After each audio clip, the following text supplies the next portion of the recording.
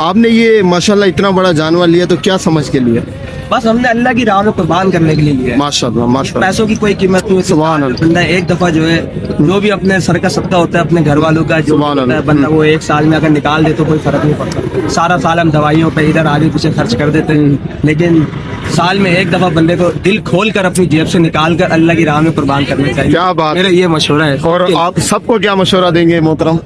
بس میرا بھی سب کے لیے یہی مشورہ ہے کہ سال میں ایک دفعہ جو ہے نا اپنی جیب کے ہاتھ لگانے کے بجائے, جیب کو باندھنے کے بجائے جیب کھول کر زیادہ سے زیادہ اللہ کی راہ میں مہنگے سے مہنگا اور اچھے سے اچھا خوبصورت سے خوبصورت جانور ذبح کریں.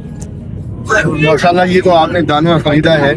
آپ پوری منڈی گھومیں, یہ قریشی مسئلہ یہ اور دیگر میں ماشاءاللہ سے پوری منڈی گھوموں, لیکن ماشاءاللہ یہ جو سنت ہے ابراہیمی کیٹل فارم ہے ماشاءاللہ جو انہوں نے ہمیں ریٹ بتایا, انہوں نے جو باقی سب کی نسبت جو ہے یہ ریٹ ہمارے کو بہت مناسب لگا, جس کی وجہ سے ہم ادھر رکے. اور الحمدللہ بھائی بھی کوپریٹ کرنے والے تھے اور ہم بھی اللہ کی راہ میں خرچ کرنے والے تھے, تو دونوں جب آپس میں بات چیت ملی, زبان ملی, اللہ کا شکر ہے ہمارا اچھے سے اچھا سودا ہو گیا.